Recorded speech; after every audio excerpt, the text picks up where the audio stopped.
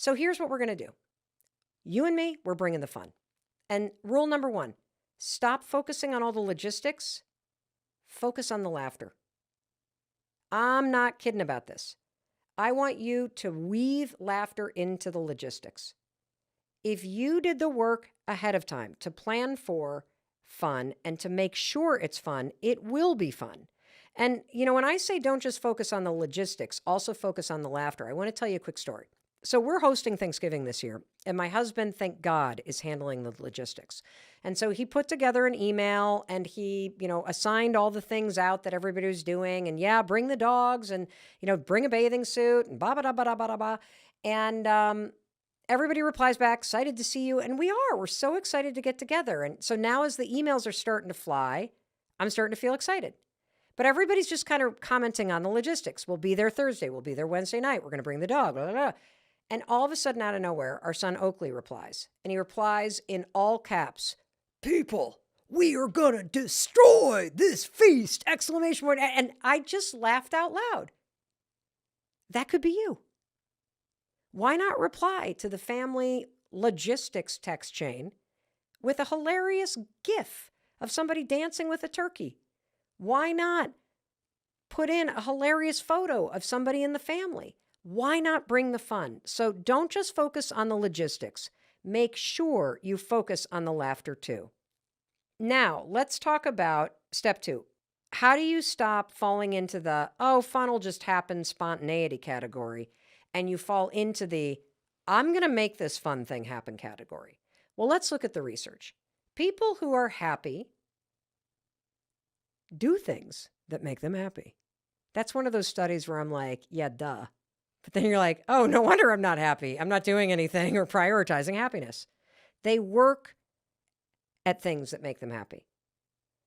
And it makes sense because when you try things that make you happier, you're a happier person. Well, guess what? The exact same research relates to fun. It's seriously so obvious, it's kind of stupid, but let's have some fun with it, right? Let's not be embarrassed. Your life becomes fun when you plan things that are fun to you. Or even with normal things. You just bring a fun attitude like our son did to the email chain. All caps, exclamation, let's go, people. And on that note, I want to share a story with you about the power of bringing the fun, okay? Don't wait for somebody else to do it. Thankfully, we have somebody in our family who's incredible at this. Our oldest daughter, Sawyer, who's 23 years old, this woman always brings the fun. I mean, she is always doing something really fun with her friends. I can give you a few examples. There was one year where she and her friends were out in Breckenridge, Colorado, and I was looking at the photos online, and they were out at bars in these colonial costumes, literally, like think Holly Hobby, bonnets, prairie dress, apron. They had gone on a bar crawl in costume, like looking like women from a colonial era, like Little House on the Prairie. It was such a riot that people all over Breckenridge were stopping them.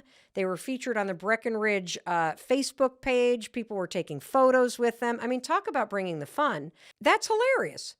I mean, I'd never think to order costumes and go on a themed bar crawl. Who does that? Well, apparently people who have fun do that. Another thing that she did recently is we had all of her college friends from Boston College up with their moms for a big mother-daughter weekend. And when we found out that one of the moms, who was a widow, had just gotten engaged to her boyfriend, Sawyer turned to me and said, let's throw a wedding. I'm like, throw a wedding? She's like, yeah, we're going to throw a wedding. And sure enough, impromptu, they made a sash for the mom. We made a veil out of a paper towel, like a long thing of paper towel, and flowers out of like foil. And then we blew bubbles, and we had her daughter, who was wearing this huge foam hat, walk her down the aisle in our living room. And then Sawyer it was hilarious. Absolutely hilarious. Why? She brought the fun. When she heard something, she leaned into it, and we just it was just amazing. And she also did this repeatedly during quarantine. So quarantine was actually a really awesome time for our family once we got over the grieving and we settled into the routine of being together, because our kids brought the fun. Sawyer went through and made an entire chart for the month of March and she came up with theme nights every other night. There was a family Olympics night. There was a bake-off where we divided up into teams and we had to bake desserts, and we also had to dress up as chefs. I mean, it was super fun. But the most fun night was a night that I had never heard of. This is a theme you should steal. I love this. It's an anything but clothes dinner. And what does that mean? I didn't know either. It means you have dinner with your family wearing anything but clothes. You're not supposed to go nude. You are supposed to wear something other than clothes. So Sawyer, for example, took 2 huge king-size pillows and duct taped them all around her. So she put one in the front, one in the back, and then duct taped it. So that was her clothes or her outfit. I can't remember what Oakley wore, and I can't remember what Kendall wore, oddly enough. But I took a champagne bottle box and I put it across my chest. And the way that I fastened it to me is I poked holes in the top of it, and then I put a ribbon around it and hung it like a necklace, and then put duct tape on the side so it stayed in place.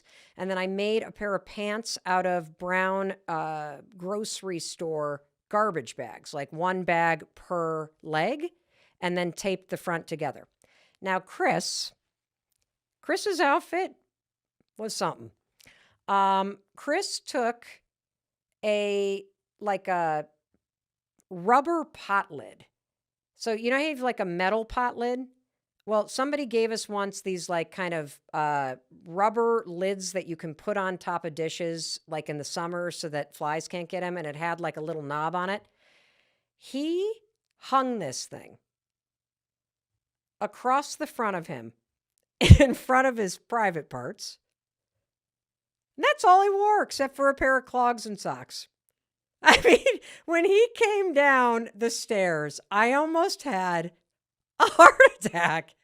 He had basically a pot lid across the front of him with a ribbon around his waist and clogs on. I'll tell you, we have laughed about that moment forever. And every time, we get into a fight, Chris threatens to wear that to the rehearsal dinner for one of our kids' weddings. What you're going to learn is that it's not that hard. It only takes one additional person to cause a major shift with you and have the fun be what everybody remembers. That's what we're going to do this holiday season. In fact, this is called the first follower theory. When you're the one person doing something out of the ordinary, people think you're crazy.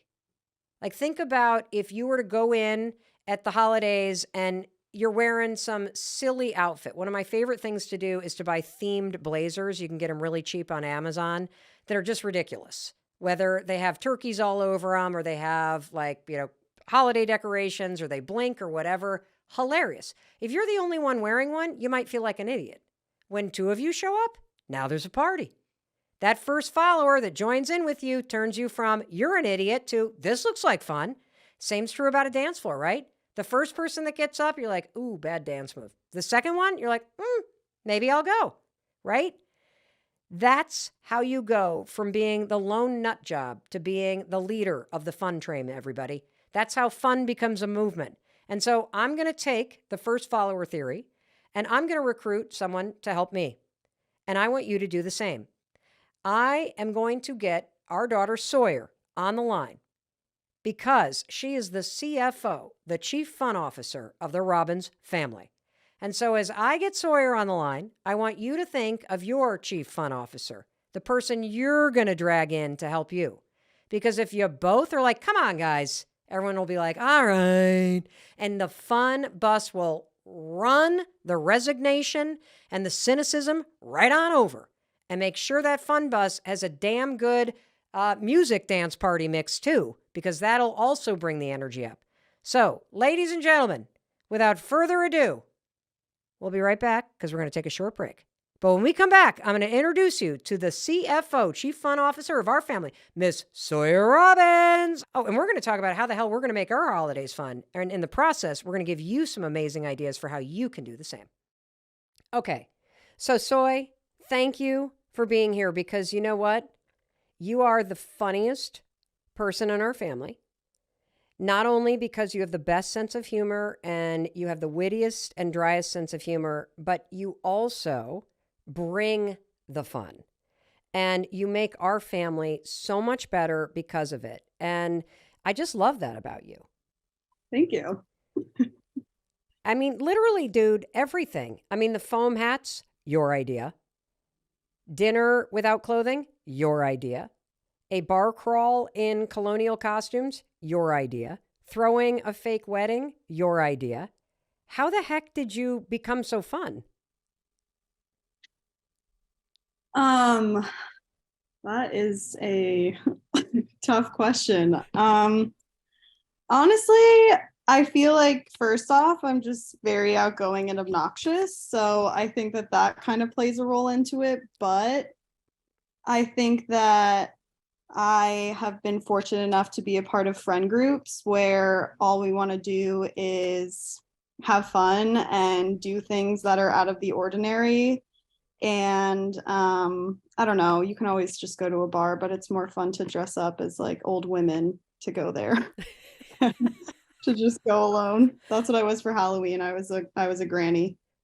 Can you please describe your costume to everybody? Because I think it's one of the best costumes I've ever seen.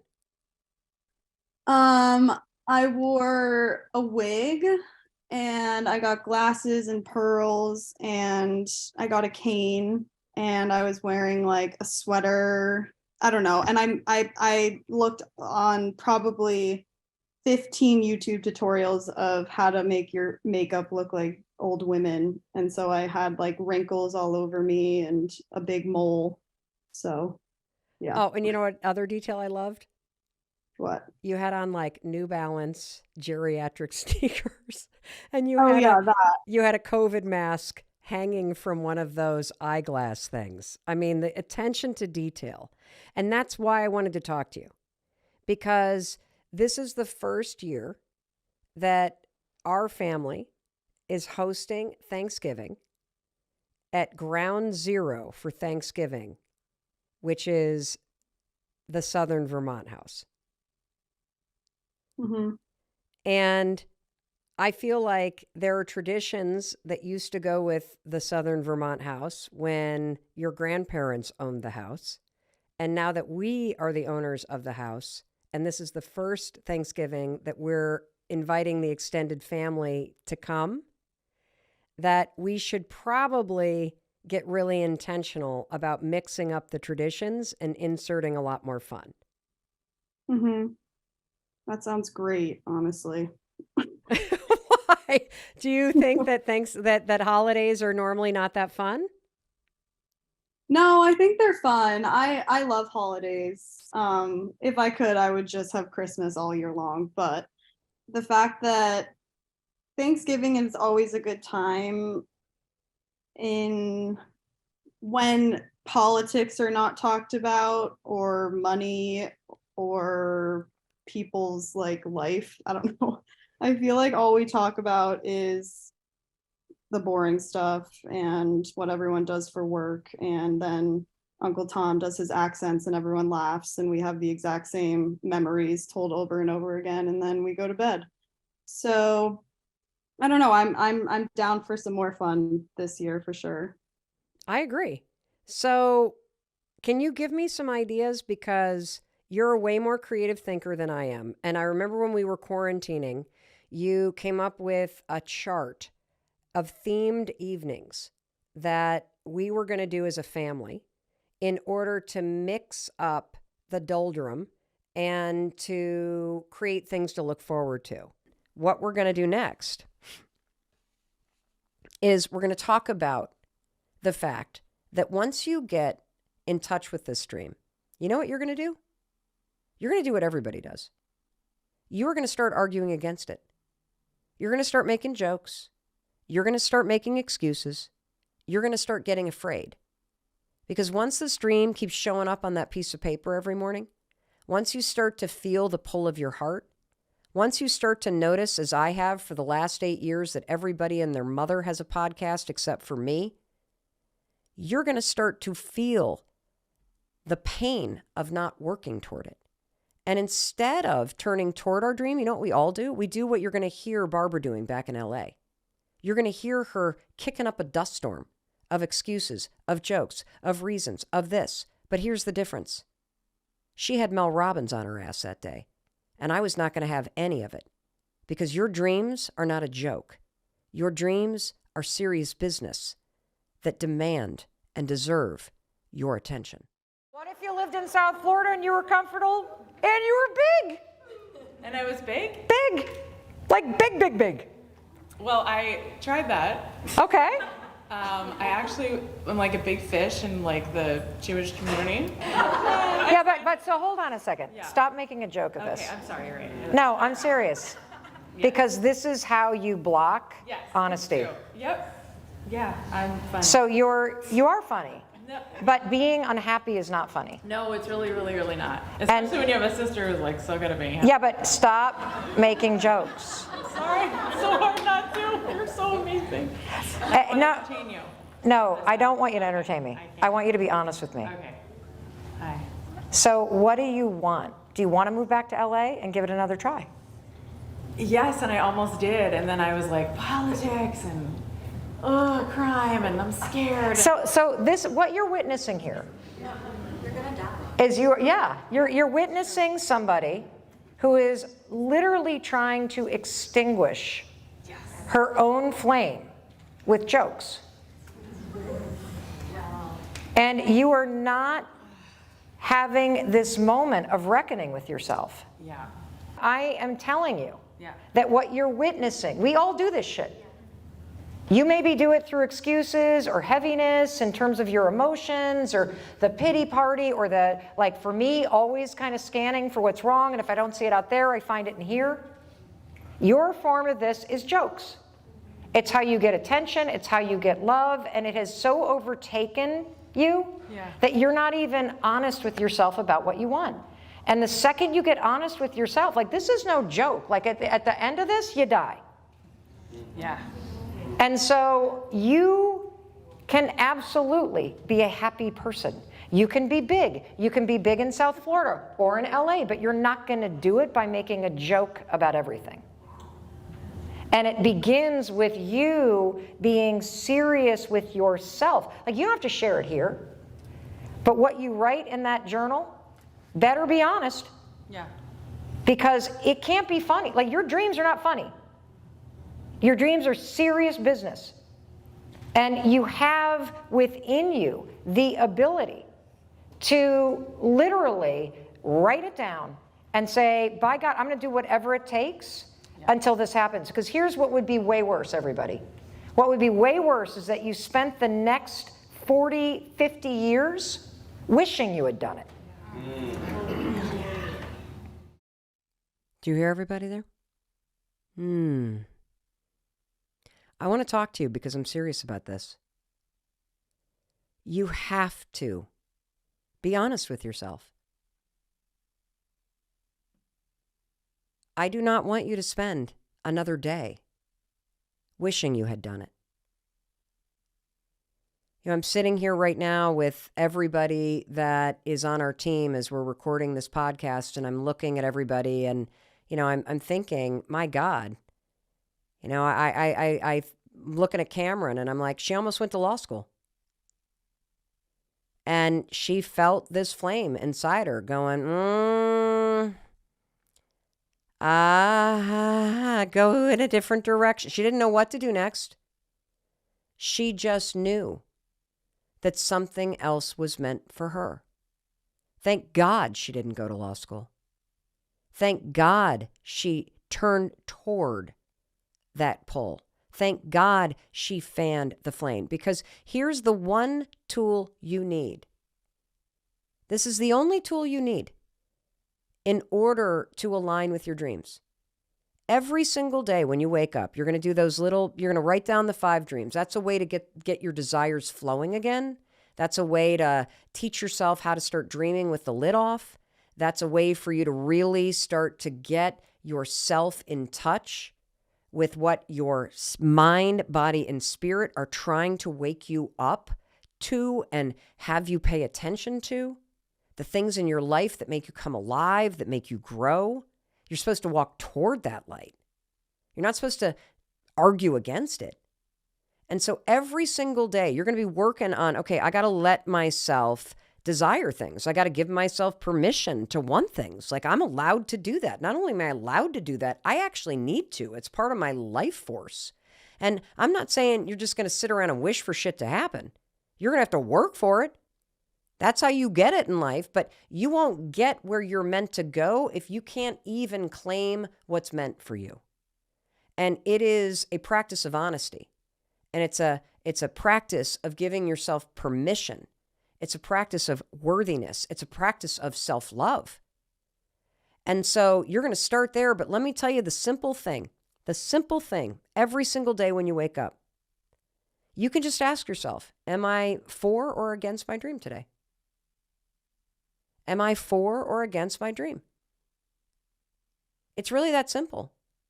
Your dreams are your responsibility. Are you for them today? Or are you against them? There's no middle ground, by the way, because if you're neutral, you're against. You are either for that dream inside you or you're against it. So what does that mean? Well, when you're arguing against your dream, guess what? You're not for it. When you're making excuses, are you for it? No. When you are afraid of it happening or not happening, are you for it? No. Being for your dream is, first of all, being in touch with it. So simply being in touch with it and claiming it, that's a way to be for it. Another way to be for it is to see reasons why it's your dream, to see evidence that it could happen, to see everybody else out there. In my world, it was people that were launching podcasts. Instead of seeing them as reasons why my flame was out, see them as evidence that, yes, my flame too is going to burn brighter, that they are lights on the path. I said earlier that it is essential when you're going through a challenging time. Your dreams matter more than ever then, because if you give up on your dreams when you're feeling lost or on autopilot or you're facing heartbreak, you literally give up a lifeline that is part of your DNA. See, your dreams remind you that this challenge is temporary. Your dreams remind you that there's something greater ahead. Your dreams remind you that this moment, it's a blip. It's a dot. It's part of the path leading you somewhere that you're meant to go. Your dreams help you through challenging times. So don't give up on them. You got to double down on them if things are challenging. That's the best time to create something new. That's the best time to tap into that fire inside you. You need that fire at that time. That's why it's there. You see, I think your dreams have this incredible purpose that nobody understands. What if I told you you're actually not supposed to achieve your dreams? Yep, you're not supposed to achieve your dreams. The reason why I can say that is because your dreams are not a destination.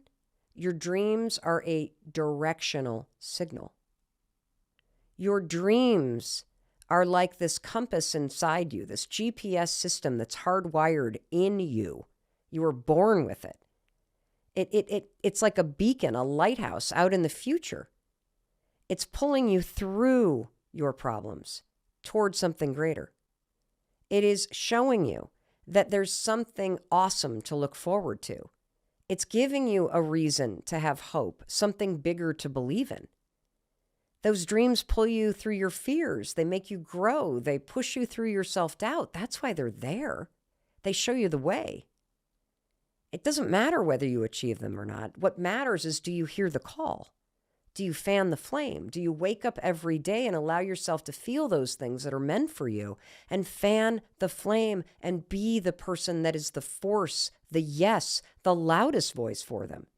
It doesn't matter what everybody else thinks. Who gives a shit what anybody else thinks, honestly? And if they haven't achieved your dreams, why the fuck are you asking their opinion anyway? They don't know how to get there. And your dreams, by the way, are not meant for somebody else. That's why they don't understand them. And here's another thing that you're doing. You are literally looking for validation from people who can't even cheer their own selves on. Like, how can somebody who's not even pursuing their dreams help or celebrate you as you're trying to pursue yours. See, this comes back to it being your responsibility. This is an inside job.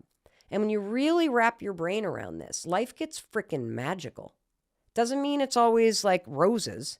Doesn't mean it's going to be easy as you walk toward those dreams. But there is nothing more fulfilling than waking up every day and knowing that you are the loudest cheerleader that you got, knowing that you believe that this thing is possible, knowing that you're the one that's for this, that you're validating the things that are deep inside of you. That is an incredible way to go through life. And so every single day, you're going to be waking up. You're going to be writing your 5 things down. You can go to melrobbins.com/dream big, because I want you dreaming big. I want you dreaming big. In fact, you don't even realize how much you limit yourself. Kathy Heller, who did that live event with me in LA, she has this really amazing thing that she does that I've heard her do, and I'm going to share it with you, but this is her idea, so I want to give her credit. I want you to imagine there's a blank check in front of you. Blank check. And you could pay yourself whatever you want to make this year. Whatever you want to make this year, go ahead and write it down on that check. What'd you write? $100,000, $250,000, $500,000, $1 million. Who wrote that number? I'll tell you who wrote the number. The lid. Why not 5 million? Why not 10 million? And again, if you can just play with me that your dreams are not meant to be achieved. They're not the destination. They're a directional signal. Maybe you're supposed to write 5 million down because that's going to inspire something in terms of your self-worth. It's going to awaken something. Instead of thinking about what's possible, tap into what's true. You would love that. In fact, you'd be willing to work for that if I could convince you could make it happen.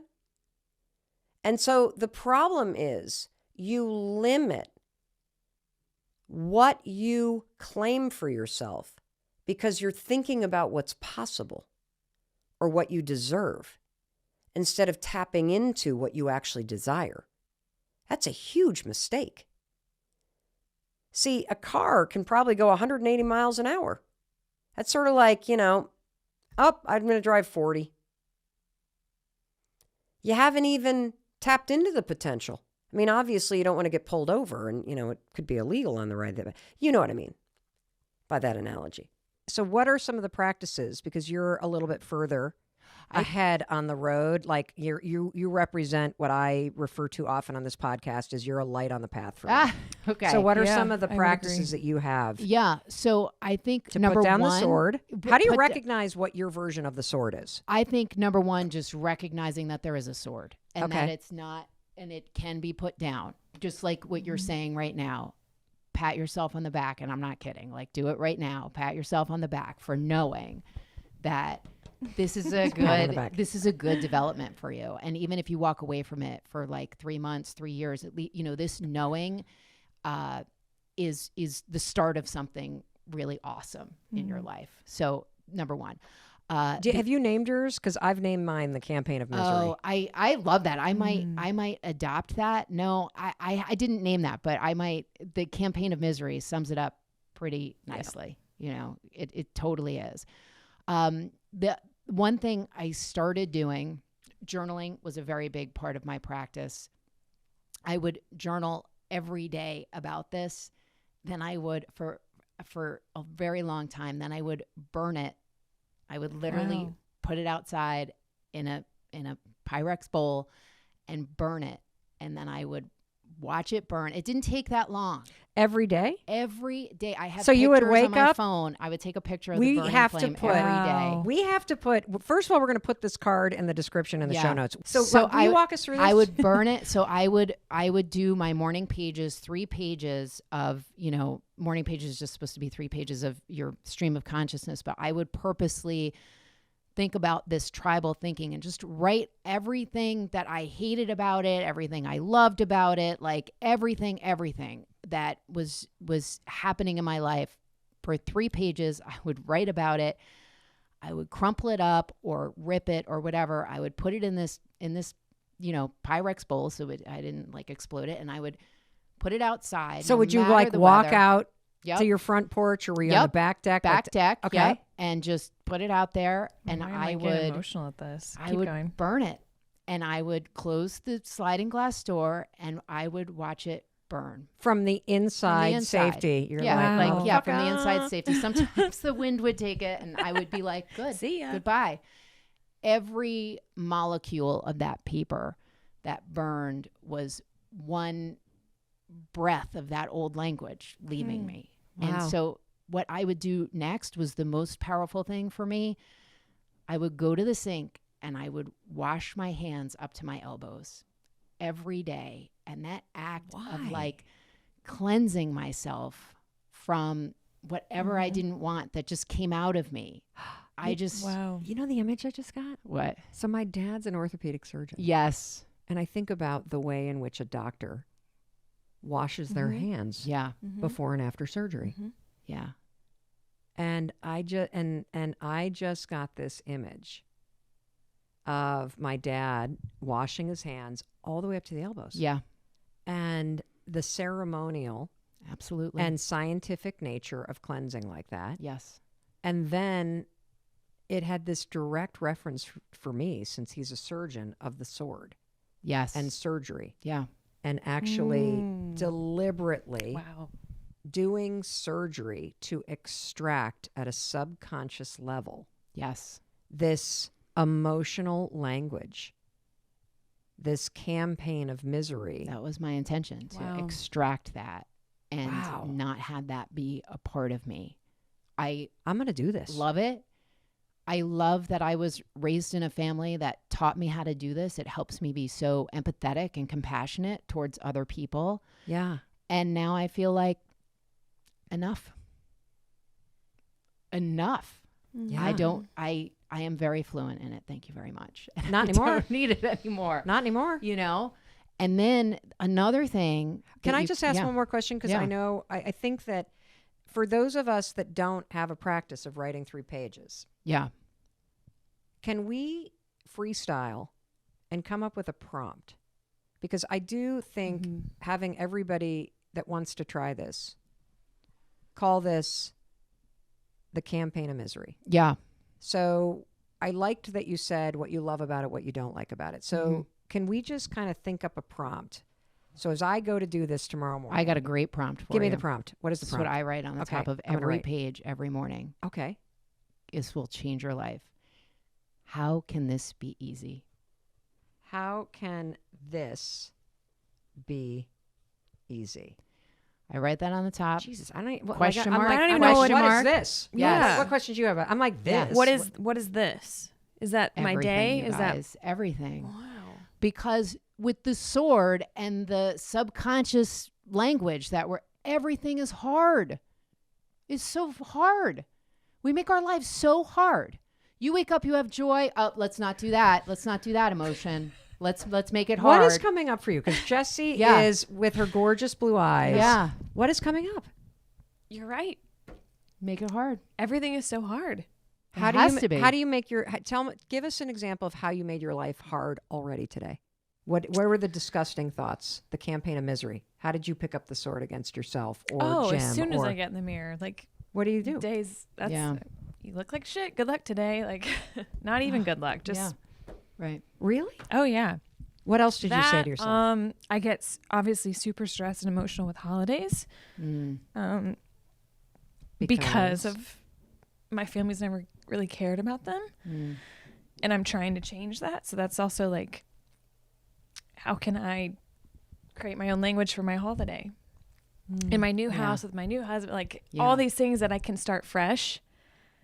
How do I do that with nothing, like from scratch? What does that even mean? What does it look like? Jim asked me that too. Like, what does it look like to have a tradition?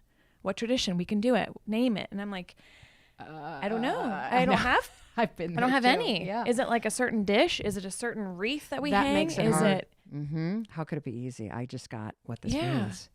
And it goes back to like, it's a campaign of misery, but mine comes from like a victimhood, if that's even a word. I But know. that's of course. a That's- big of campaign. course. my, Trust me. Yes. my second language that I've been nurtured in, Yeah. bathed in, you know, of like, oh, you're a victim. You're a victim, victim, victim. Yeah. Not me, but that's what I will be like, oh yeah, Mom, you are a victim. Yes. Yeah, of course. You're the only one. So that is kind of under the umbrella of the campaign of misery. But you're right. Everything can be easy. And That is our natural I've never state, you thought of it guys. that way because it's always like, oh God, I have to do this, this, this, this. No, make you sure that don't. gets done. No, it doesn't. Right. It doesn't. Right. It's so funny that we're talking What about did you this. get? What did you get, Mel? What are you getting? Well, Jesus. I was yesterday running around like a freaking lunatic. It's the day before yeah, Thanksgiving. yeah. So And it's lunatic season. Yeah. because we're in a new house. Yeah. Yeah. And I feel the same way. Like, what are my traditions? Oh, What are yeah, this? I'm What the are... same. And Yeah. you know, I'm in we a new had house. plenty growing up. I Yeah. just like, well, what are mine? Yeah. Right. And so then I'm like buying, you know, fake, faux, whatever the hell, like Yeah. things that go across your fireplace. And then Yeah. I'm like buying the little white trees that light up. And I'm like, Yes. do I even like these? I Yes. put them Yes. up on the thing and I'm like, I Yeah. don't know what to do. And then it's just garbage. Yeah. Yes, I'm like, why? And then I'm sitting there today and I'm like, we need a wreath. We need a big Yes. wreath. Yeah. The big Yes. wreath thing. It's got Totally. Yeah. So the tradition how is can it stress be and worry and getting it right? not enough Yes. and never be satisfied. Yes. That's an awesome tradition. And but I've I already- invite you to just bake cookies instead. Yeah, I know. Hey, listen, I'm not saying like and here's what's interesting, Yeah. everybody. I want to keep coming back to these two languages because the language that might have been spoken was joyous and happy and all this other stuff, whereas emotionally, yes, the language was this is hard. the emotional language. is Everything- what we're This has to be talking about. perfect. Everything was Yes. always hard. This is stressful. Yes. way too Families hard. are a pain in the ass. Right. You deal with yours. I'll deal with like Yeah. just Holidays are women Da, da, da, da, killers. da, da. Like, Holiday- setting you up Wow. for success all day long Yeah. with that statement and all the other ones too. Like, how can this be easy? easy? How can this But be I don't have easy? an answer. Yeah, but That's what if your okay. answer is it can't? Listen, it's not about answering that question. It's about training your subconscious mind to look for a different answer to a different question. When you are working on the subconscious level, you have to have a different thought. You have to introduce a different thought into your being. That's why you like oracle cards. That's why people like Guided meditation, Yes. people like prayer, right. people like devotionals because it introduces a different thought. a different thought. And so Interesting. when you are working on this level and you're realizing this is ingrained in me, this is not just a quick fix. I can't go to a seminar, or I've been to a bunch of workshops. Is the 33rd workshop going to be the answer? I don't know. No, because you No. sit and listen Yeah. and you have an epiphany, Yeah. but you don't do the work to encode. Right. You don't do Yeah. the surgery to cut out You this don't shit. exactly, And you put don't in have to something burn else. it on your deck every I day. want to burn it on my But deck. the thing is, when you write this, I have written this on the top of my journal for 5 years, maybe. Is that when you started doing this? You want to know whole funny? prompt? The Wow. campaign of misery inside me is already coming up going, I don't like the question. Of course you don't. Yeah, And maybe we that's should go, how can today Well, be easy? and Maybe I should write, no, Yeah. it's got to be Of spot the campaign of misery. Make this one a little. And I look Yes. at that and I'm like, that's hard to fill up 3 pages. I don't know if I can do it. It's gonna, You know what we're it's gonna do? Super easy. I think we should ask Jessie Yeah. to just silently write it. And then when she's done, we're going to burn it. And we're Yeah. going to see See how, how it it feels. feels. Ooh. Are you down? I'm so I'm happy so for down you if you you're take on okay this if I challenge. just yes. have And some I've got a crocodile Pirate's dish. tears. Good. It doesn't have any of the holiday shit in it yet because you know what? I've made it hard. I haven't started yet. All right, so here's what we're going to do. Let's I'm do going to give that. Jessie a notebook. Okay. And I Right, have here's another your question about this prompt too. yeah. Yes. Oh, she don't like it either. No. Well, it's stressing me out because I'm like, oh, do I just need to make like a to-do list of like, if I have to do this, how can I make it? I still have to do this, a to-do list. Mm-hmm. But do you just shorten the to-do list instead of like 10 things, combine it into 3? Or is it? It's so funny. I Right. sit here and I'm like, I'm just you're making analyzing. it hard. Yeah. Right. Yeah, go ahead, coach her, But Amy. but you do the same. And Okay. am I focusing this around Thanksgiving? I still don't know what this is. Do we make it, is it like work? Is it personal? Is it Yeah. today being Wednesday? Is it just Right. focus on the weather? I don't know. I get that. It seems very overwhelming when you look at this because this is very confronting because it's not how we were raised. It is not our natural language. How can this be easy? That is a very difficult question. And if it is, it's time to dig in. Here's what I will tell you. How can this be easy?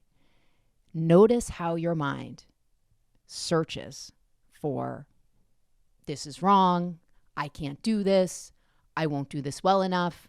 I don't have the right resources, the instructions, all of that. Yes. Notice how your mind is searching for that. Yes. That's it. Just notice that. You can write 3 pages of Amy's a complete jackass. She has no idea what she's talking about. I don't know what, like, write all of that. That is what I invite you to write. That stream of consciousness is really helpful. It still gets your mind thinking about how this can be easy. Part of the morning pages ritual is to get out all the crap, right? You've got like a golden Buddha underneath, like, you know, a foot of hardened shit on the outside. So we're getting through that hardened shit and getting to the golden Buddha. The hardened shit is what you're writing on the page. So Or the golden Buddha, right? or the golden Buddha. It could be. I find more golden Buddha nowadays after doing this practice for however long I've been doing it. But it's okay to get the shit on the page. It's okay to not get it right. It's okay to not understand it. It's okay to just be in that in between. But your courage and your bravery to be in the in between gets you closer to creating a new language for yourself, a love language, a language of acceptance. I mean, a language of possibility, a language of inspiration. That is all what I was searching for when I was doing this.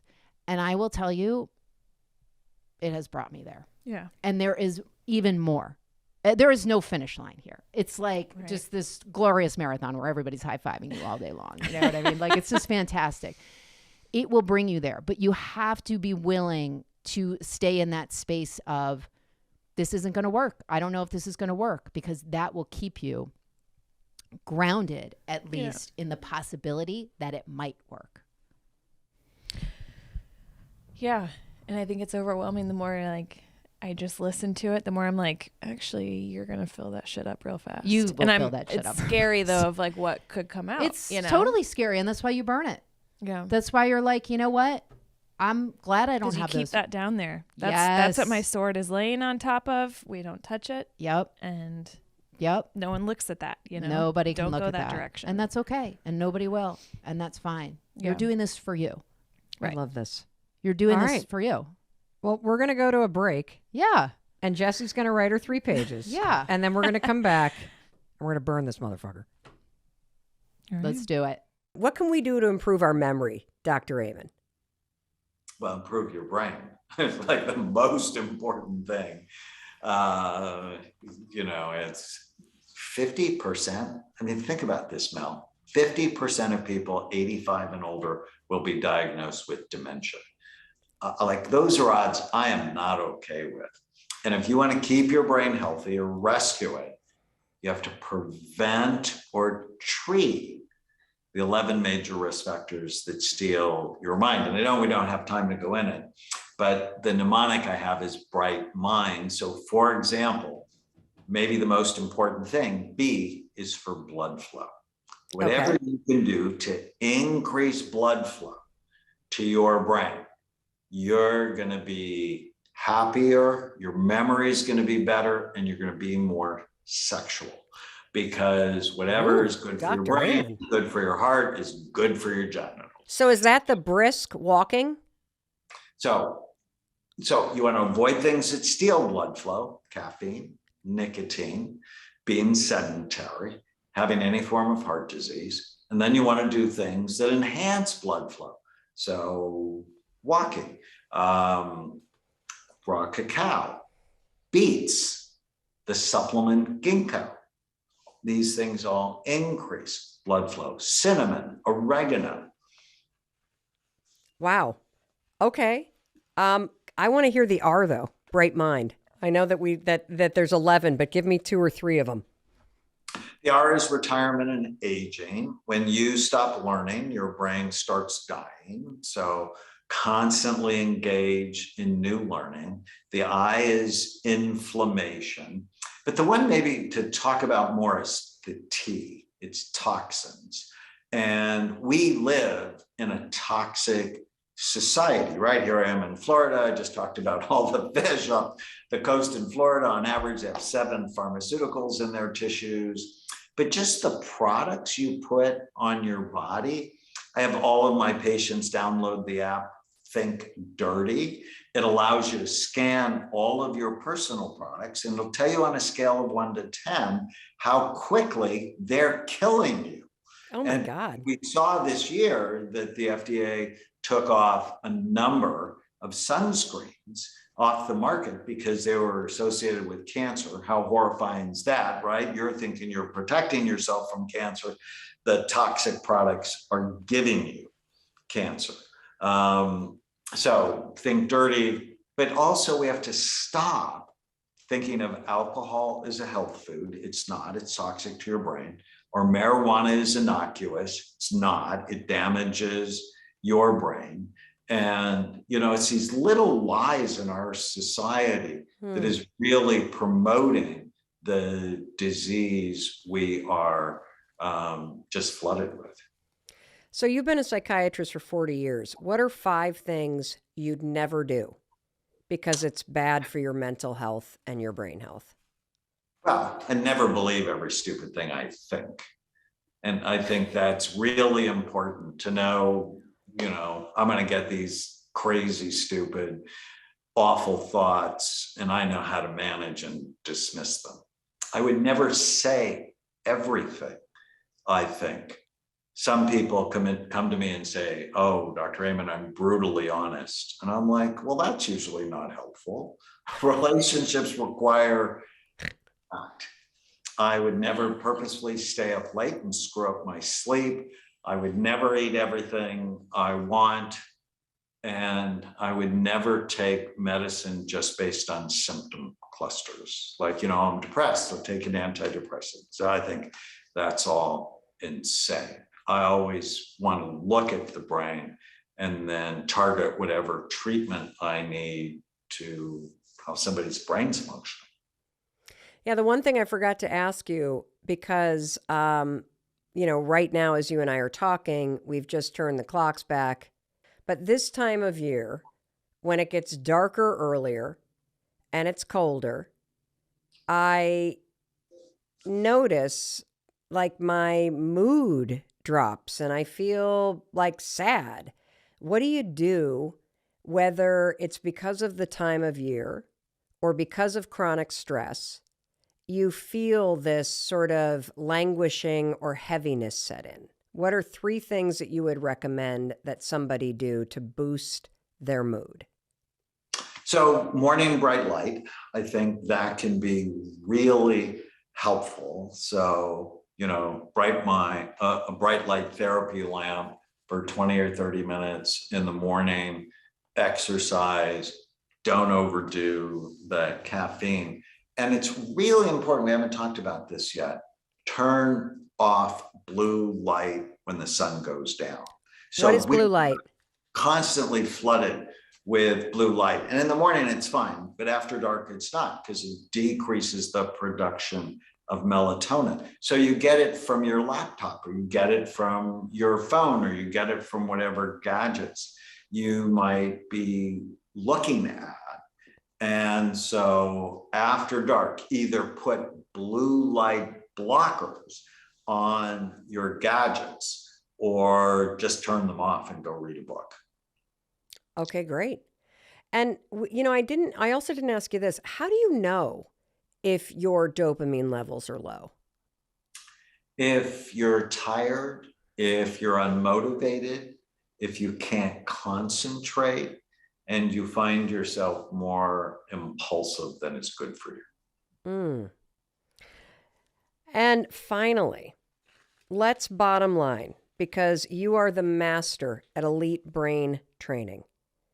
If you could leave everyone with just one thing that you would like them to start doing today to create better brain health, what would it be? It's that mother tiny habit.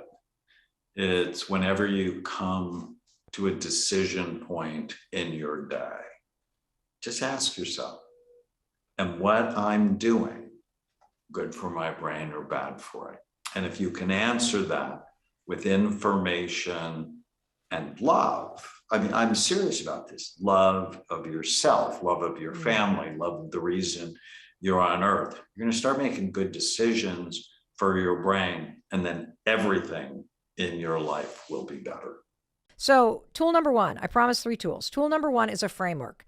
You're starting to realize Mel Robbins, she loves her frameworks, and here's why. I think advice is boring and intellectual. And so I like to have metaphors and frameworks because it helps me to truly, make it stick. So here's one of my favorite frameworks for friendship. You've probably heard it.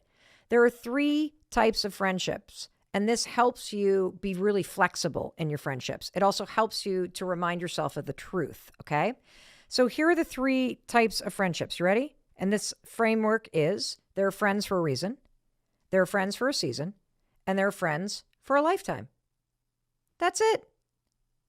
And if you think about people coming and going in and out of your friendship zone in a flexible way, because they're either there for a reason, or they're there for a season, or they're there for a lifetime, you now no longer are gripping. You can be flexible. You can assume people like you. You can stop holding on to the wrong people and trying to force somebody who's just there for a reason to try to be a lifetime friend. This is such a helpful framework. Let me explain it. So these people are in your life for a reason. These would be work friends. You see them all the time because you work together. They might be the parents of other kids that are on your kids' sports team, or they might be people that are on your team, right? That you're playing sports with. They're there for a reason. They might be your neighbors. They're there for a reason. These are great friends to have. They're there for a certain period of time. They're there to teach you something. They're there to support you on a leg of the journey called life. These are awesome friends. But don't grip onto them. Be flexible with them. Let them come in and out of your life. Love them up. Enjoy them while they're there with you. And then at some point, when you no longer have that reason to have those friends in your life, they sort of fade a little bit. They're still your friends. I guarantee you 10 years later, if you were good friends with your neighbor, they would certainly help you out. So would your friends at work. This is why flexible friendship is such an awesome concept. Now let's talk about a season. So these are folks that are there typically a little bit longer. They're there for a chapter, a season. So they might be the people that you met in college. And you were really, really close friends during college. And you were really, maybe you roomed together after college. But then people start peeling off. They start heading in different directions. They maybe move away to different cities or they get married. And so these are close friends for a certain season of your life. And, I find that I had a lot of really good friends that I was friends with when I was a young mom. That was a really amazing season in my life. I will cherish that season of my life. I had so many close female friends because we were all doing life in the same season at the same time. And when that season ended and my kids went to middle school and then they scattered even further in high school, and then all of a sudden the bomb drops on everything when they go off to college, and you don't, like, that season of my life was over. In fact, it had been over for a long time.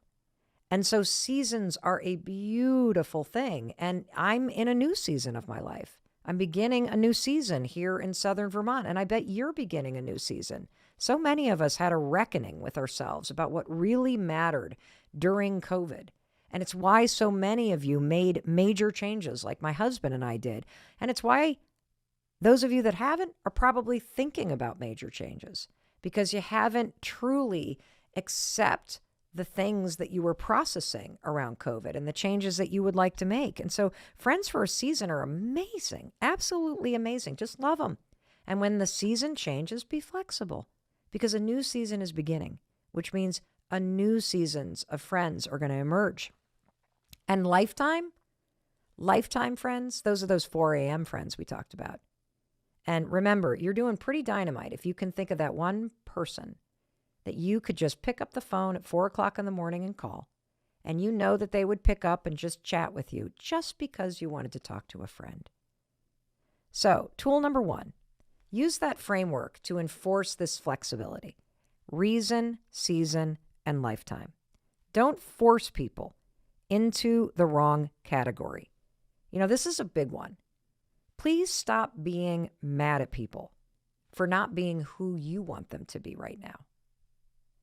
Sometimes some of the most generous and beautiful and loving things that you can do for people is to graciously let them go and let them grow and let them be who they need to be in this season of their lives. Now let's move on to tool number 2, which you are probably going to hate, and that is you need to take action. That's going to require you to step out of the comfort zone of your couch and the comfiness of a Friday night alone, binge watching TV, and push yourself to get out of your comfort zone and make the effort to make friends. And this effort part's really important. There was this enormous study done at the University of Kansas, and this was mind-blowing to me. And I found it to be, again, another very helpful framework, because I think, you know, you're not a dummy, and neither am I. I know that if I sit alone in my house, it's not like friends are going to come calling and I'm going to suddenly have strangers show up that are going to become my new friends in this season of my life. I know I need to get out of the house. You know you need to make the effort, but we're not. And frameworks and research help me go, oh, this actually is a big deal. Oh, if I do want to change this and I want to stop feeling so lonely and I want to stop swimming in the toilet of comparison and dislike and insecurity, I got to climb out of the toilet. That makes a lot of sense. But this research from University of Kansas kind of blew my mind, because it puts friendship into a timeline and hours perspective. Making friends, check this out. They studied how many hours it takes to make a quote friend. And this is fascinating, that as a student, it's very different than what it's like to make friends as an adult. This is why it can feel hard, because most of our lives, we were in seasons where we were forced to be in groups. Like, think about how you're in a group in elementary school and that's how you meet your friends. And then you're in a group in middle school and that's how you meet your friends. And then you're in a group in high school and that's how you meet your friends. And then you're in a group in college and that's how you meet your friends. And then all of a sudden your 20s hits and boom, everybody scatters. And you're like, where the hell did my friends go? In fact, I did a interview with Alex Cooper, who hosts Call Her Daddy. The episode is called, Where Did All My Friends Go? And we focused on this phenomenon in your 20s, where you feel like you don't have any friends anymore. And the reason why is because for the first 25 years of your life, your friendships were basically handed to you because you were in settings with large groups of people moving at the same pace through life together. And as soon as you graduate, you're on your own, baby. It's a whole big world out there. And if you think it's hard in your 20s, wait till your 30s, 40s, and 50s. And now you have the tools, so we don't need to freak you out. But this is normal. And we require effort. And this University of Kansas study explains this. So if you're in college and you're like swimming in the sea with all these people doing the same thing at the same time, it takes you about 43 hours to become an acquaintance with somebody. Now, you're sitting in class together. That's part of the time. You're eating in the cafeteria together. That's part of the time. You're hanging out in the dorm room together. That's part of the time. When you're an adult, to become a casual friend, it takes you 94 hours. Why? Because your patterns are very different when you're an adult. You don't have as much overlap. It's why you tend to become friends as an adult with people you work with, because you spend more time with them. It's why you're friends with people that you live near, because you spend time with them. This is not just common sense, it's researched. And in order to go from just a casual friend to a really good friend, if you're a student, it takes about 57 hours, which makes sense because you're spending more time together. So you're sharing more experiences together. For adults, we need about 164 hours. That's so sad. This is why it's so important for you to have this perspective and for you to understand it's going to require effort on your part. And that's okay. Knowing that everybody feels this way, knowing that everybody's at their homes alone under the fuzzy blanket on the couch, feeling like a peach that nobody likes, swimming in the toilet of comparison, feeling like friendship is so hard. Knowing that, I hope is helping you go, oh, well, maybe I could be the one. Maybe I could get all the peaches together and we could make a pie or some jam or some cobbler. That's what I did this weekend. I'm going to tell you a quick story because I think it's really important. So here I am. I always say, please come visit me. I live alone on a mountain in Vermont. I'm lonely. But the truth is, I've met a bunch of really cool people up here. And every one of us say the same thing. It's amazing living here. And I really want to meet some friends. I really want to get together with people. I want to stop saying, let's get together and not make plans. And so I'll tell you a quick story because all it takes is leaning toward your curiosity. That's all it takes. I walk this loop all the time. That's right by my house. It's a beautiful loop. It's about 4.5 miles. And I love flowers. I know there's 5 love languages. I have a 6th. Flowers, flowers, flowers. I'm like a psycho about flowers. They remind me of my parents. I love growing them. I love bringing them into the house. I just love flowers. And so this year, I've been walking this loop for 26 years. When I would visit my in-laws before we bought their house, and now it's our own. And all of a sudden this year, there was this insane flower farm that popped up. And by flower farm, I mean this patch of flowers, like an acre big.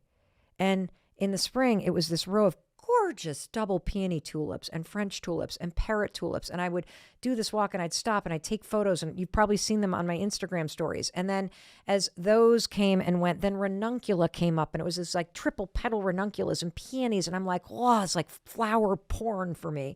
And then now there's these field of dahlias. Like dahlias are mind blowing, just gorgeous flowers. And there was never anybody there, ever. There was no sign, no nothing. And I became obsessed, you guys, with stopping by this flower patch. Just drawn to it like a moth to a flame. Oh my God, I just loved it. I would like Sound of Music with the flower patch, and I'm taking flowers, and now I feel like an influencer that's 20 years old, and I need a cowboy hat with a feather in it so that I can do the festival photos that everybody does. And I just flower porn all day long. And all of a sudden I see a truck parked there one day. And the truck, thankfully, had a contractor's label on it. And lo and behold, that same label was on a truck here at our house because we're under construction. So I walked over to and I'm like, hey, do you know this flower field? And he goes, yeah, I park my car there every once in a while. I'm like, do you know who the person is? He's like, yeah, that's Annette from Fleur Farm. I'm like, what? And I think she's on Instagram. I'm like, what? So I DM her. Oh my God, I've seen the flower. Blah, blah, blah. And then she DMs back. Oh my gosh, really? It's a labor of love. It's a hobby. A hobby? Yeah, I work full time. And I've been really worried about like how I'm going to get all the dahlia bulbs out. And I'm like, well, I'll help you. You'll help me? And so next thing you know, just by following the energy, following the connection, leaning into this season of my life, leaning into the curiosity, I DM her. She DMs back. I come to find out that she has been planting flowers in this new season of her life. She sells bulbs online. She is going through some stuff personally. And I'm like, well, I know some other women. I'll get these other women that I know to come and hang out with us. And I will, I'll see if we can't like make something happen. And so we get 13 women to show up at the flower field on Saturday. I didn't know any of these women. And I knew some of them. I knew the ones that I invited. And then the friends that I invited invite other friends. And it was this army of new women here in southern Vermont that showed up to help another woman dig dahlias out of a field on a Saturday. And she and I have been texting ever since. So I met all these new people. We connected over something we're interested in. We now have a group chat called the Dynamite Dahlia Dames. And so Annette and I are texting. Wait to hear this. When we both showed up, she said to everybody, I'm so overwhelmed because I'm so alone and introverted. I never think anybody would help. I have trouble asking for help. And so as we're texting, she writes, I'm so grateful for everyone's kindness and presence and the joy there was in the field this morning. It's been a hard and a lonely path thus far, building a vision shovel by shovel, digging my way to a new life. Boy, I relate to that. I really relate to that. And then suddenly, out come all these fabulous women. Yes, I'm very, very happy because that morning was my highlight of my week too. So the challenge now is leaning in again and setting a date again and moving the ball down the field. Because as we know from that University of Kansas study, that it takes time and it takes effort. And we all need each other to be making the effort. And so the final tool that I'm going to give you is something that is so simple and so impactful. And I have so many friends that now do this that I'm stealing this from. And it's very simple. Every single day, make it a habit to text a friend. Just out of the blue. And if you want to amplify this, take a selfie video. Hey, I'm just on my walk and I was thinking of you. And hey, my dog says hello. And you not only underestimate how much people like you, you underestimate how much it means to somebody when they hear from you. This isn't just me. This is research that was covered in the New York Times recently about how receiving an unexpected text from a friend makes you immediately feel connected to that person, and it makes the friendship stronger. Make it a practice every single day as you start your day to reach out to one friend with a random message. In fact, I want to share one with you. So I love my friend Glo Antonimo, and she's an incredible author and podcaster and just puts out incredible content and motivational speaker, and I learned so much from her. And she is so great about this. I want you to listen to this random message that popped in my phone literally a month ago. There was her beautiful face just sending me a video message, and I'm going to play it for you because I want you to listen to it as if she's sending this to you. Mel, hello. It has been almost a month since our last video message. I was reading one of my daily devotional type books, and I thought of this, and I'm like, who can I send this to? And you came to my heart, so I'm going to read it out loud. You are human. You will make mistakes. Hopefully, you'll make a whole lot of them because that means you are trying, and trying means you are fully alive. It also makes life a hell of a lot more interesting. So here's to making more mistakes. Here's to living, and here's to appreciating the ebbs and flow of life. You know, it's hard for us to like maintain equilibrium. Like we try to go through life chasing and seeking comfort and just staying happy and staying positive. But sometimes in those moments and in those seasons and those valleys of depression or sadness, you know, we're meant to get something from that. And then when we come out of it, it's like we have so much more appreciation. So no need to respond. Just wanted to bless you with this message. Thinking of you, sending you love. High five. That just like makes you feel good. And so here's what I want to tell you. I want to tell you, I love you. I believe in you. And I believe in your ability to stop telling yourself these lies and to really embrace the truth. The truth is you deserve amazing friendships. You need amazing friendships. And you are that amazing friend that somebody who is going through a very lonely season, digging their way to a new life, needs desperately right now. So 54321, as soon as we're done, I want you to text a friend of yours and level it up. Send a video and let's level it up again. Send them a link to this episode. Because the more that we get everybody reaching out and the more that we create this ripple effect, the more we are helping people get the things that they deserve and find the courage to take the actions that create it and make it a reality.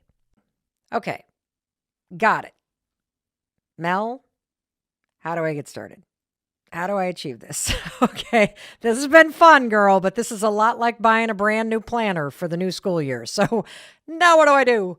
Okay, well, step number 1, based on the research, the second that you define your goals, and we have now defined the goals, we are using the research. I'm feeling super empowered. I hope you are too.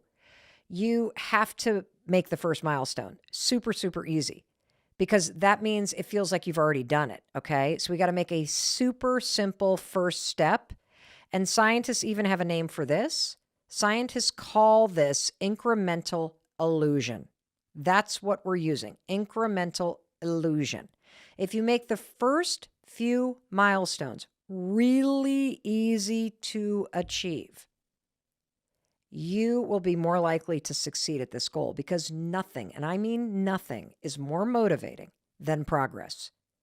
And research from the University of Chicago gives us a great example of what I'm talking about, okay? So, you know how you go to a coffee shop and they have these offers where if you buy 10 cups of coffee, you get the next coffee free? Here's a little trick that's pretty interesting that uses this effect, this illusion, okay? So they gave one group of people a card that was buy 10 cups of coffee, get one free card, but it was blank, okay? They gave another group of people a buy 12 cups of coffee, and then you get a free card, but 2 of the slots were already checked off. Progress had already been made. It's still the same thing. You're still having to do 10, but guess what? The folks that were given the card with 2 slots already filled in, they moved through that card faster by checking the boxes twice. Listening to this podcast, check. You're no longer at square one. You've defined your goals. I can tell you some other things. You want to do the smallest step possible. Chris gave me a book about dahlias, these flowers that I love, for the holidays. Check. I'm in box 2. If you can take the smallest step today, can you do a Google search? Could you spend a little time journaling? What's something that you could do? You can't think of something? No problem. I've got something based on the research you could do. Step number 2, check box number 2, tell someone you admire about this goal. This debunks decades-old research from 2009 from researchers at Yale that said that you shouldn't tell anybody about your goals. But here's the hook. You need to tell somebody you admire. You got to tell the right people about your goals. This comes from a set of new studies from Ohio State. Researchers found that you show greater goal commitment and performance when you tell your goal to someone you admire or whose opinion you value. And these results run counter to this widely reported 2009 study from NYU that suggested that telling other people your goal is actually counterproductive. And so here's what you can do. Just tell somebody you admire. Here's how I'm doing it. I'm sharing these goals with you. And I'm going to go share these goals with my family. And I'm going to share these goals with my friends.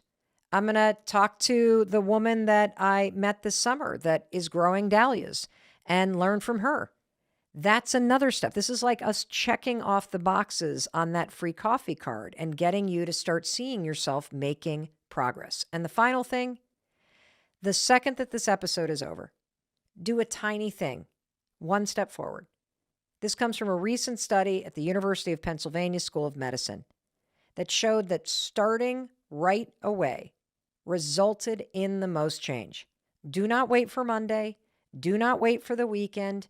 Do not wait until later. The most important thing you could do, that little box you're going to check, is when this podcast is over, spend 5 minutes taking a step. Whew. Now I get to talk about the most life-changing part of all of this. You ready? The whole reason why goal setting is important is because it creates meaning and purpose in your life. And that's the most important part. Your goals are not really meant to be achieved. The most important part is that you're pursuing something. That's why goals matter so much. I mean, remember the research we talked about in the very beginning?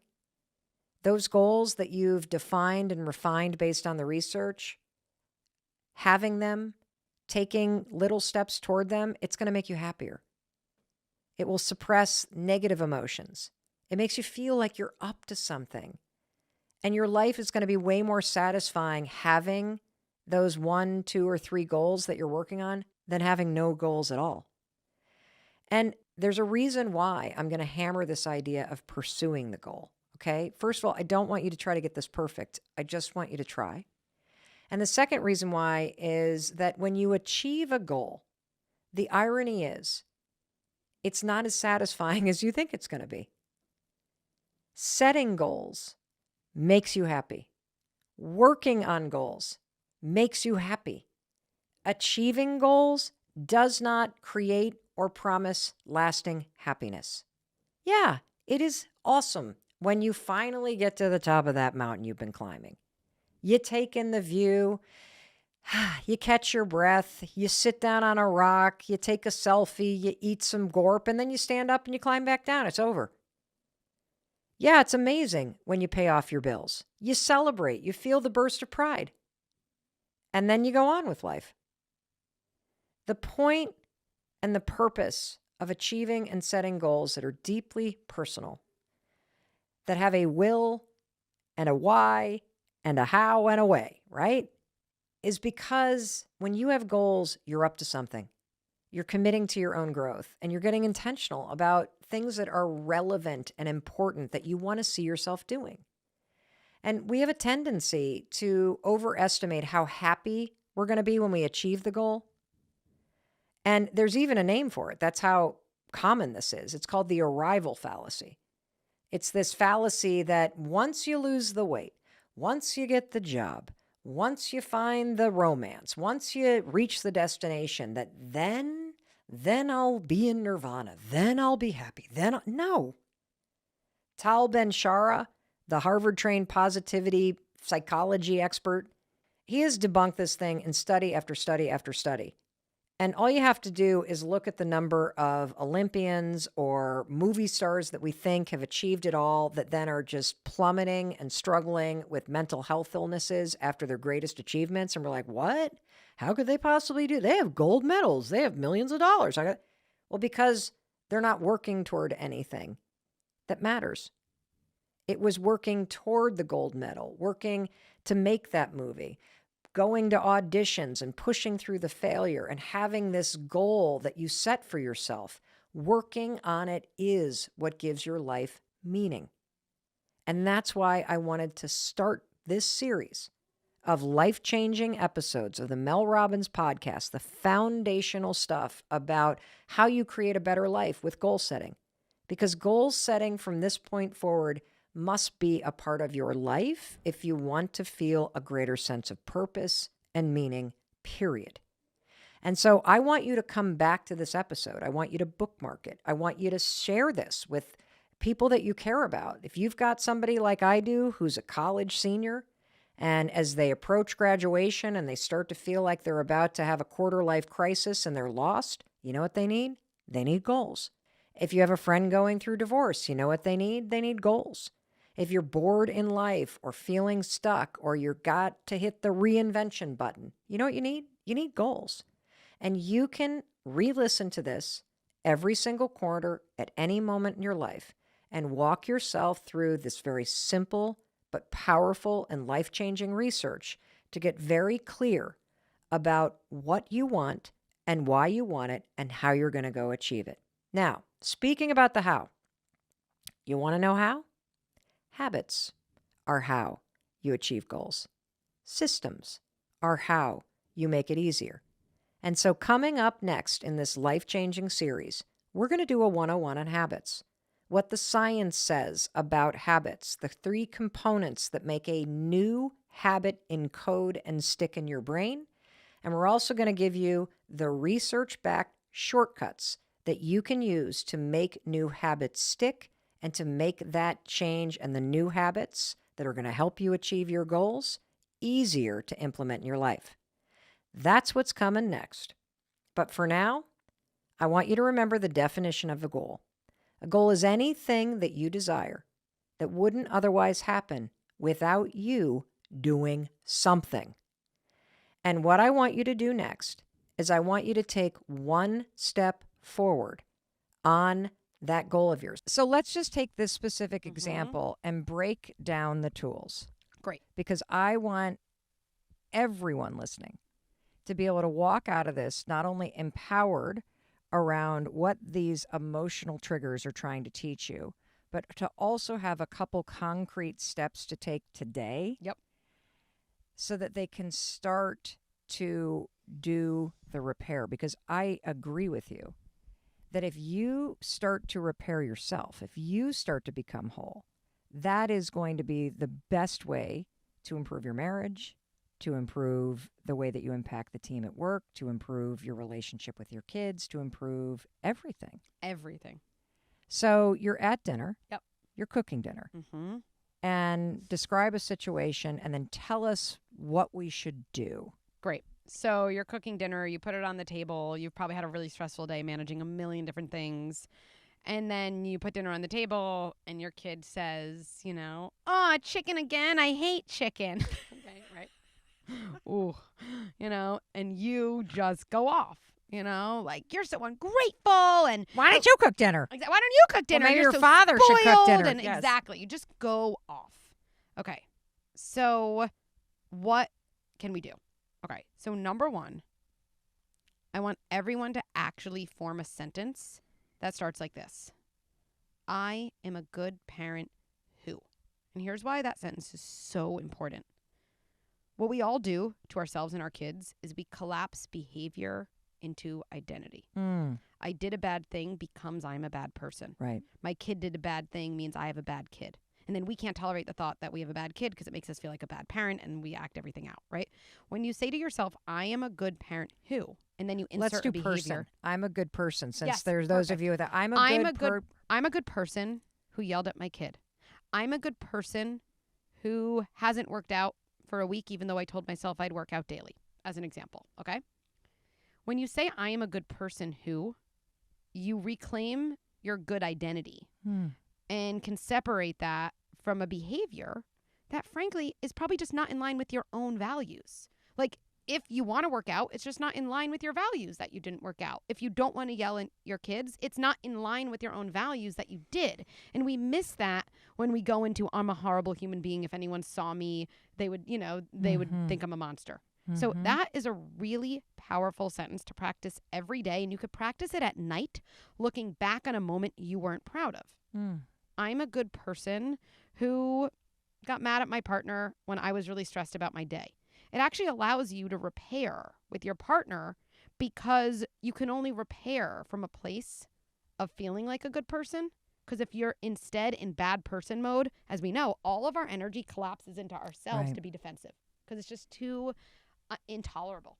So I am a good person who, and if you do have kids, it is game changing to say that. I have a good kid who's saying I hate you to me a lot. Okay, whoa, but they're still a good kid. Why? Oh, why'd they say that? Why would I say that? That's interesting. Because I have a shitty kid. No, wait. I have a good kid. I have a good kid who's saying I hate you. We activate curiosity with that sentence. It's so powerful. So that's step one. Step two is what I call double repair. Repair is the single most important strategy to get good at as a human. I really, really would, you know, put my signature on that. And if you think about what that means, is if you are supposed to practice getting good at repair, you have permission to keep doing the thing you need to repair for, because the only way you can practice repair is if you do that thing. So sure, I said it, you know, Dr. Becky said I had to yell at you, honey, because I have to practice repair. It's going to happen. So repair really allows us to add in all the elements to our own body and our kid's body that we're missing in the first place.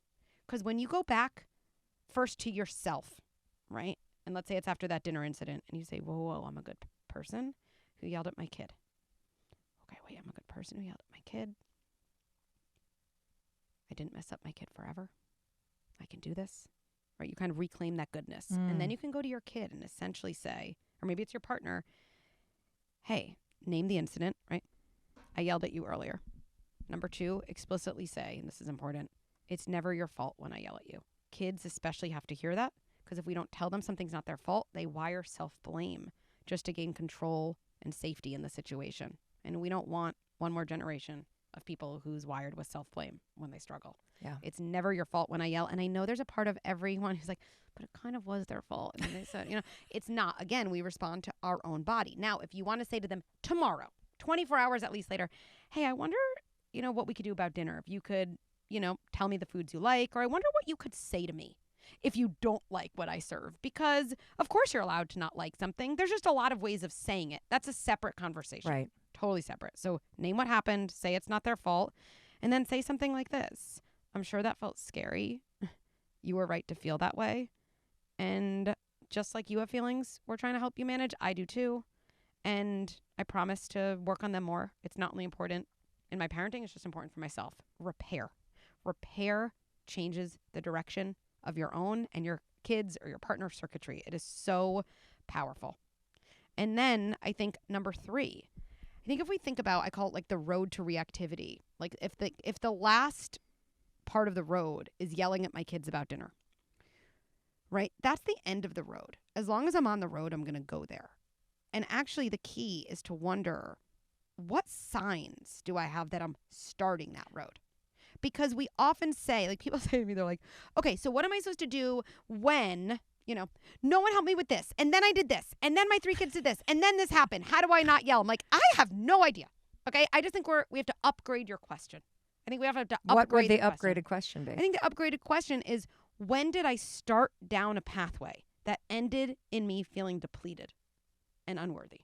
Once I get to depleted, unworthy, then of course my All kid bets are off. commenting about my food triggers every feeling I have. And maybe it starts, oh, you know what? I did tell myself I wasn't going to commit to like any more PTA meetings. And I did sign up and I spent my whole day in this meeting I didn't want to be in. Or I did tell myself I'm going to sleep in one of the days this weekend. And I didn't do it. And I didn't do it. So right? let me ask you this as a final question, because I know so many of my listeners and your listeners struggle with this. Yeah. So that is beautiful, doable, actionable, 3-step advice when you do it to someone else. Let's say the issue that somebody starts to uncover is the fact that you're giving up on yourself. Yeah.